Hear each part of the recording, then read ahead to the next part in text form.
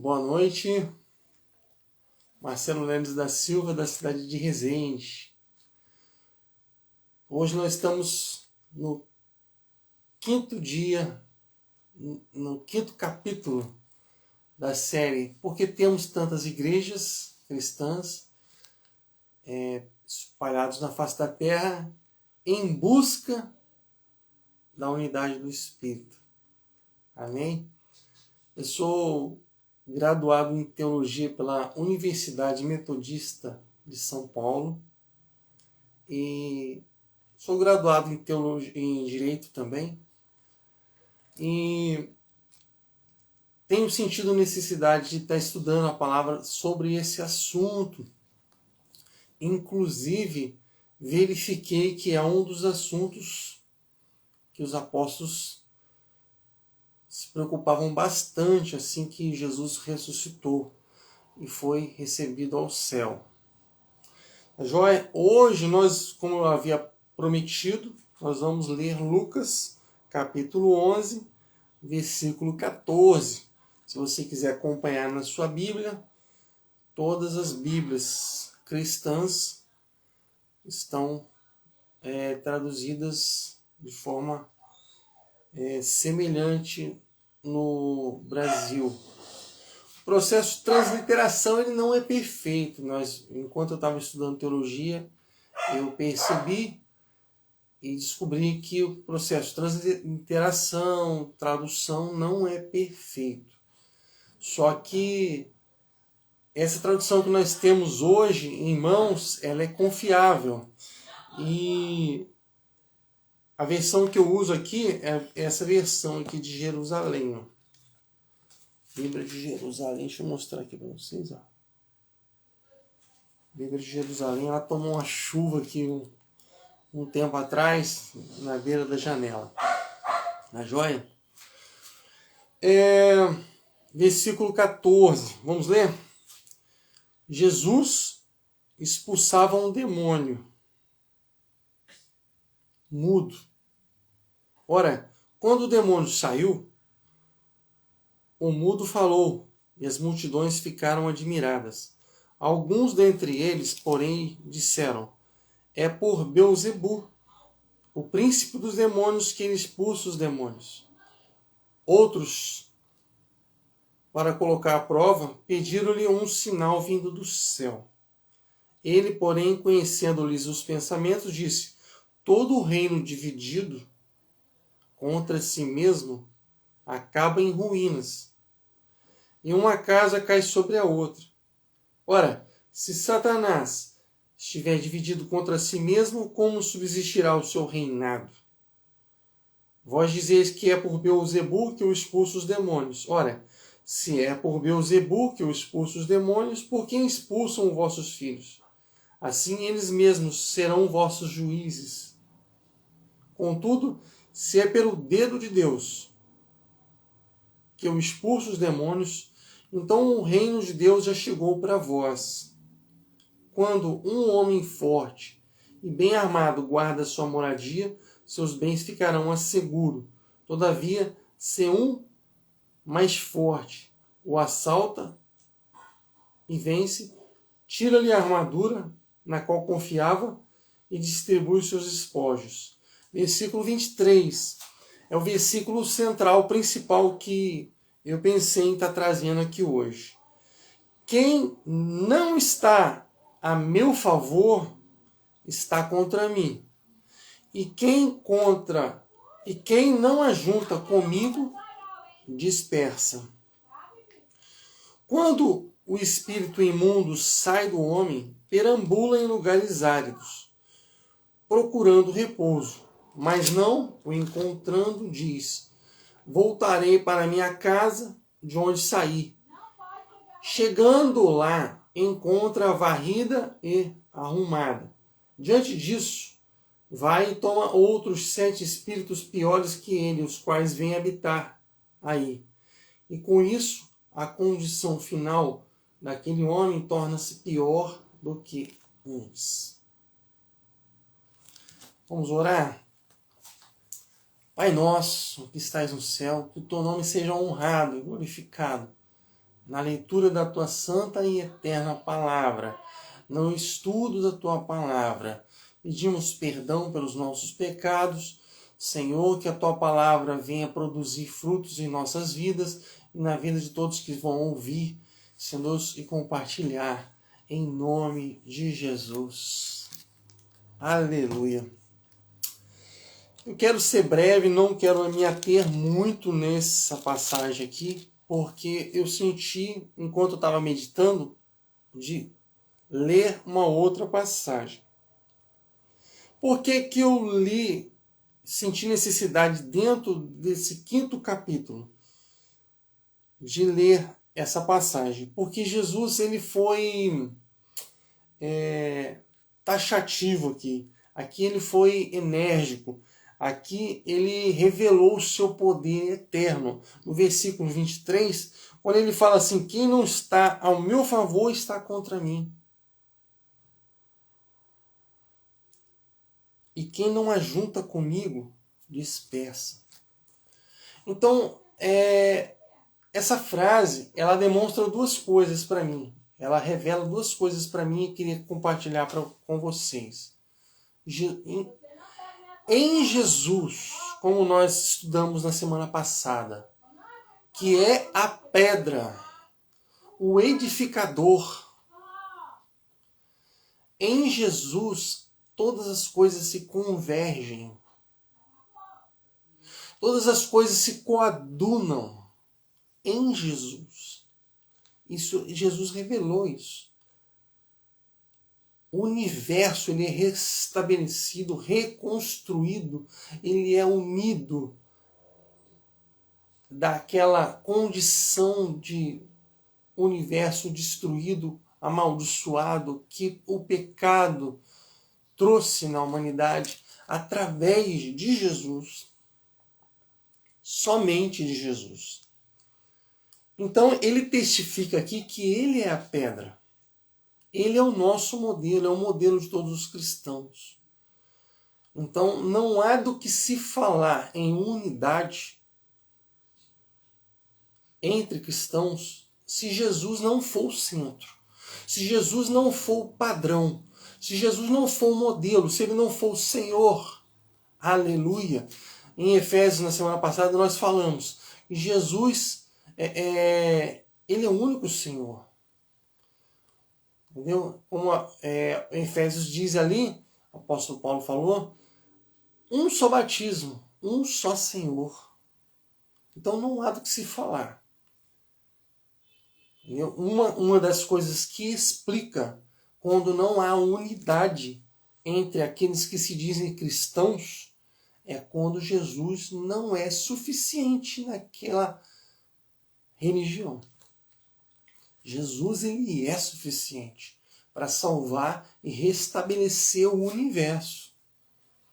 Lá em Apocalipse, capítulo, se eu não estou equivocado, 24 e 22, fala que o Senhor Jesus ele fará novo céu e nova terra. Tá certo? Então Jesus, aleluia, é o perfeito e completo Salvador das nossas vidas. Aleluia. A segunda mensagem que essa frase aqui, no versículo 23, me passa, quem não está ao meu favor está contra mim, e quem não ajunta espalha, é o seguinte, que todo cristão que é filho de Deus busca unir os filhos de Deus. Nós precisamos estar sempre buscando a unidade do Espírito, a unidade da igreja, a unidade. Se você e eu, alguma igreja cristã na terra, não está em busca dessa unidade, dessa edificação mútua, já não está sendo movida pelo Espírito de Deus. O apóstolo João, uma das epístolas em 1 João, fala que se nós andarmos na luz, temos comunhão uns com os outros. E O sangue de Jesus nos purifica de todo pecado. Se nós andarmos na luz, nós temos comunhão. Entende? Então é normal, é natural que nós busquemos ajuntar e não espalhar. Quando aconteceu lá a torre, né, lá no começo, vamos aqui abrir em Gênesis, aquela confusão das línguas, dos idiomas,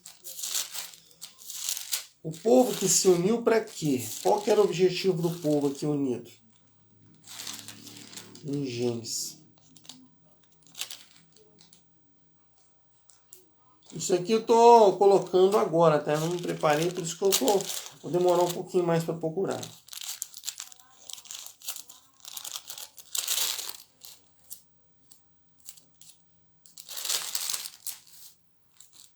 Quer ver?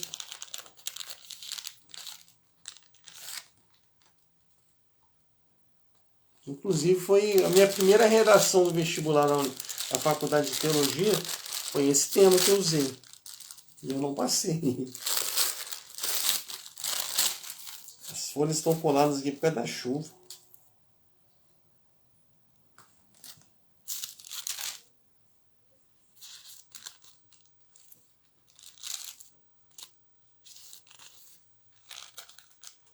Eu não passei no primeiro vestibular. Eu tive que fazer Torre de Babel, capítulo 11 de Gênesis. Todo mundo se servia de uma mesma língua e das mesmas palavras. Como os homens emigrassem para o Oriente, encontraram um vale na terra de Senear. E aí estabeleceram e disseram um ao outro: vinde, façamos tijolos e cozamo-los ao fogo. E o tijolo lhes serviu de pedra, de betume, de argamassa. E disseram: vinde, construamos uma cidade e uma torre cuja o ápice penetre os céus. Façamos um nome e não sejamos dispersos sobre toda a terra. Ora, Yahvé desceu para ver a cidade e a torre que os homens tinham construído. E Yahvé disse: eis que todos se constituem um só povo e falam uma só linguagem. E isso é o começo das suas iniciativas. Agora, nenhum desígnio será irresiliável para eles. Vinde, desçamos e confundamos a sua linguagem, para que não mais se entendam uns aos outros. E Yahvé os dispersou daí por toda a terra, e eles cessaram de construir a cidade. Deu-se por isso o nome de Babel, pois foi ali que Yahvé confundiu a linguagem de todos os habitantes da terra, e foi ali que eles se dispersaram por toda a face da terra. Amados e amadas do Senhor Jesus, por que o Senhor dispersou eles e fez com que eles não conseguissem falar mais a mesma linguagem? Preste atenção nesse mistério, hein? Isso aqui é uma revelação que Deus está trazendo para mim aqui agora. Porque a intenção deles era a independência, era a soberba, prepotência e arrogância. Eles queriam chegar até o céu sem depender de Deus. O mesmo sentimento que houve em Lúcifer, que fez Lúcifer cair, se você ler lá em Isaías capítulo 11, se eu não estou equivocado, Ezequiel 28, o mesmo sentimento de soberba, de altivez, querendo ser igual a Deus, houve no coração dessa gente aqui. Eles estavam unidos, mas a intenção do coração deles era errada. E aí o Senhor permitiu que eles começassem a se desentender e falar diferente. Porque em Provérbios também fala que o começo da queda é a soberba, a altivez, a arrogância. Então nós precisamos nos reunir, estar nos unindo, preservando a unidade do Espírito, mas com a intenção correta, que é de louvar a Deus, glorificar o nome do Senhor. Amém? Só o nome do Senhor precisa ser glorificado, exaltado, porque só Ele é Deus. Só Ele é digno de ser adorado. Aleluia! Vamos abrir a palavra do Senhor agora na Epístola de Gálatas. Epístola aos Gálatas. Paulo, apóstolo, não da parte dos homens, nem por intermédio de um homem, mas por Jesus Cristo, e Deus Pai, que o ressuscitou dentre os mortos, e todos os irmãos que estão comigo, as igrejas da Galácia. Graça e paz a vós da parte de Deus, nosso Pai, e do Senhor Jesus Cristo, que se entregou a si mesmo pelos nossos pecados, a fim de nos livrar do presente mundo mau, segundo a vontade do nosso Deus e Pai, a quem seja dada glória pelos séculos dos séculos. Amém. Versículo 6. Admiro-me de que tão depressa abandoneis aquele que vos chamou pela graça de Cristo e passeis a outro evangelho, e que não haja outro, mas há alguns que vos estão perturbando, querendo corromper o evangelho de Cristo. Entretanto, se alguém, ainda que nós mesmos ou um outro anjo do céu, vos anuncia um evangelho diferente do que vos anunciamos, seja anátema, ou seja, seja amaldiçoado. Como já vos dissemos, e volto a dizer agora, se alguém vos anunciar um evangelho diferente do que recebestes, seja anátema. Que porventura o favor dos homens que agora eu busco, ou busco o favor de Deus, procuro agradar os homens. Se eu quisesse ainda que agradar os homens, não seria servo de Cristo. Continuando. Certamente, da minha conduta de outrora no judaísmo, que perseguia sobremaneira e devastava a igreja de Deus, e como progredia no judaísmo, mais do que muitos compatriotas da minha idade, distinguindo-me do zelo pelas tradições paternas. Versículo 15. Quando, porém, aquele que me separou desde o seio materno e me chamou por sua graça, houve por bem revelar em mim seu Filho, para que eu evangelizasse entre os gentios, não consultei carne nem sangue, nem subi a Jerusalém aos que eram apóstolos antes de mim. Mas fui à Arábia e voltei novamente a Damasco. Em seguida, após 3 anos, subi a Jerusalém para avistar-me com Cefas, ou seja, Pedro, e fiquei com ele 15 dias, e não vi nenhum apóstolo, mas somente Tiago, irmão do Senhor. Isto vos escrevo e vos asseguro diante de Deus que não minto. Parar por aqui. Olha só a intenção do apóstolo Paulo de ter comunhão, de ter intimidade com os outros apóstolos. Ele subiu em Jerusalém, ficou 15 dias com o apóstolo Pedro, em comunhão com ele ali, provavelmente hospedado na casa de Pedro, muito provavelmente. E depois conversou com Tiago, irmão do Senhor. Ou seja, Jesus tinha irmãos. A palavra do Senhor, ela é eterna. E aí o apóstolo Paulo falou assim, olha, se alguém vir anunciar para vocês um evangelho diferente do que vos anunciamos, seja amaldiçoado, rejeitem. Mesmo se nós mesmos viéssemos a falar diferente para vocês. Ou seja, o apóstolo Paulo estava reconhecendo humildemente que a possibilidade dele vir a tropeçar um dia, enfraquecer na fé. Porque crer no evangelho, amados e amadas do Senhor, é um ato de decisão espiritual. Crer no evangelho não é por vistas. Porque hoje nós cremos no evangelho, cremos que Jesus morreu e ressuscitou pela fé. Não é por vista. Mas é um ato espiritual.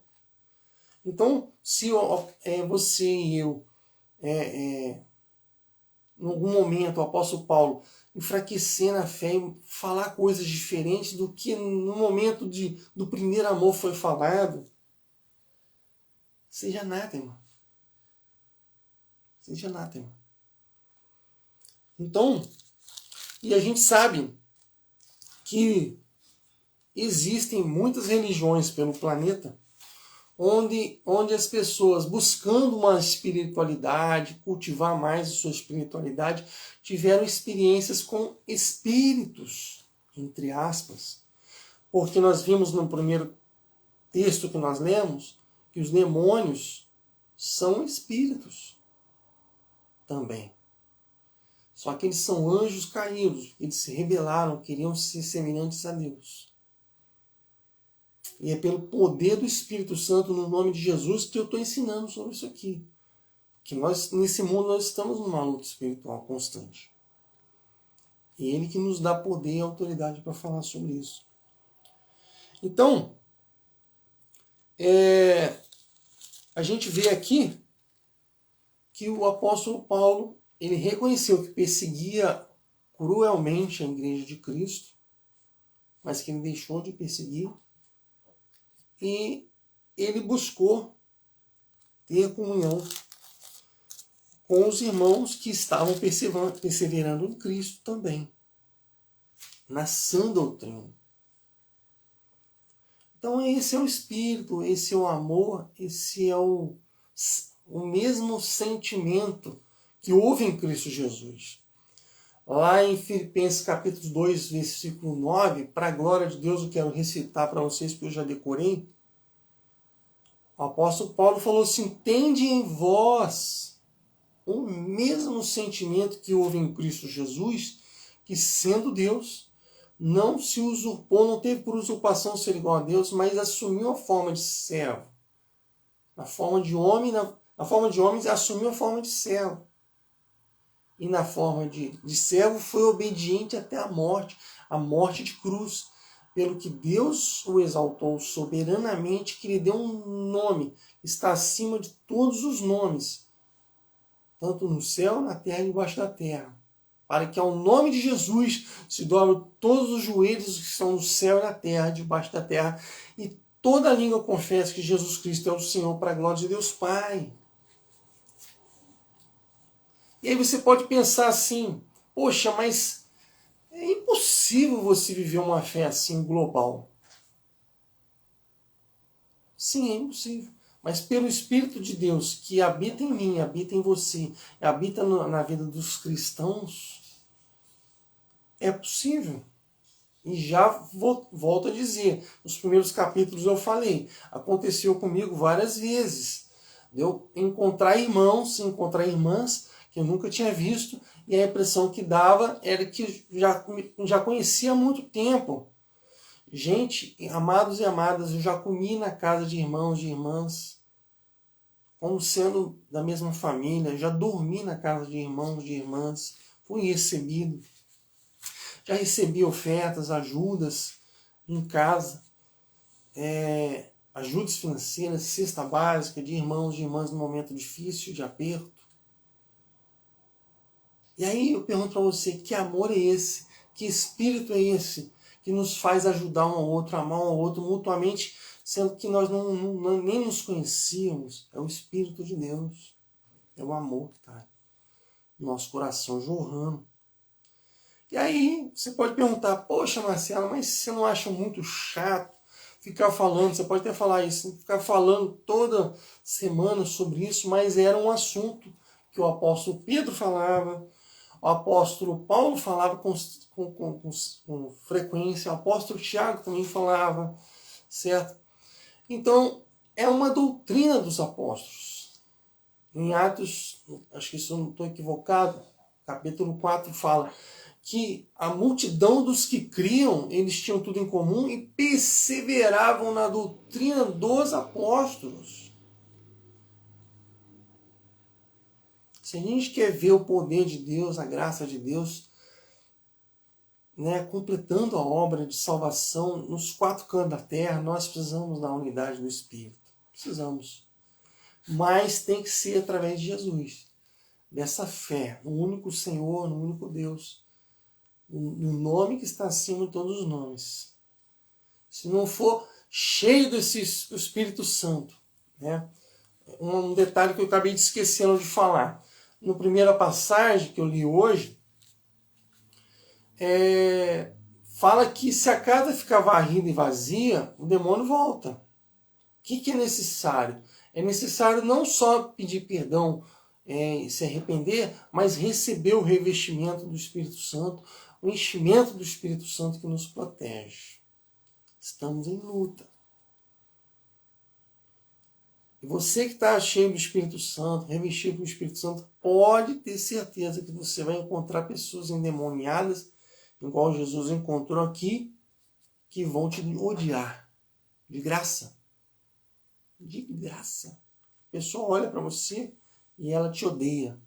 Porque você tem o Espírito de Deus, você tem a luz que ela não tem. Mas Deus as ama também. São pessoas amadas pelo Senhor. Assim como eu já fui endemoniado também, você provavelmente já foi endemoniado, nós fomos libertos pela esta graça de Jesus. Amém? Então, queria concluir essa palavra hoje, incentivando todas as igrejas cristãs, todos os irmãos do Brasil, a estarmos buscando a unidade do Espírito, se respeitar um ao outro, se amar mutuamente, se abençoar um ao outro, orar uns pelos outros. Se nós vamos atacar, nós possamos atacar os demônios e os pecados que os demônios causam, nunca as pessoas e as igrejas. Vamos atacar os pecados e atacar os demônios. Amém? E vamos preservar a unidade do Espírito. Então, basicamente é isso que queria trazer hoje. Eu estava cansado, confesso para vocês, mas a palavra do Senhor nos revigora e é um prazer para mim falar da palavra do Senhor, essa palavra que tem me transformado, alimentado a minha vida, minha família. Forte abraço, boa semana, que Deus, a graça do Senhor, esteja sobre a vida de todos vocês, suas famílias, em nome de Jesus, e que seja um tempo, esse tempo de Natal, seja um tempo de agradecer ao Senhor pela vinda de Jesus, cantando O Menino Vos Nasceu, e também seja um tempo para perdoar, para pedir perdão, para se amar, para se edificar, se santificar e aguardar a volta do Senhor, que breve vem. Amados, queria também pedir para vocês estarem orando junto comigo pela paz em Jerusalém, que haja paz em Israel. Continua tendo guerra ali. E o Senhor tenha misericórdia de Jerusalém, de Israel, e que haja paz em Jerusalém, em nome de Jesus. Amém? Forte abraço. Que a graça do Senhor esteja com todos nós, nos transbordando e nos guardando. Amém? Forte abraço. Até logo.